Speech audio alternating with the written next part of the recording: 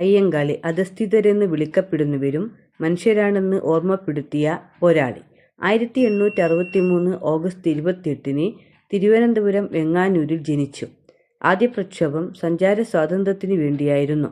1893 വെള്ളക്കാളകളെ പൂട്ടിയ വില്ലുവണ്ടിയിൽ പൊതുനിരത്തിലൂടെ സഞ്ചരിച്ചു.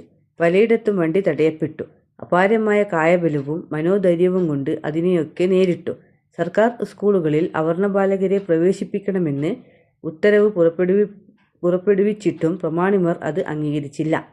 നെയ്യാറ്റിൻകര ഊരൂട്ടമ്പലത്ത് നടന്ന പ്രക്ഷോഭത്തിന് അദ്ദേഹം നേതൃത്വം നൽകി. അവിടുത്തെ പെൺപള്ളിക്കൂടത്തിലേക്ക് പഞ്ചമി എന്ന പുലയ ബാലികയുടെ കൈപിടിച്ചുകൊണ്ട് കയറിച്ചെന്നു. ഇത് വലിയ സംഘടനത്തിന് വഴിതെളിയിച്ചു. കല്ലുമാല സമരത്തിനും നേതൃത്വം നൽകി.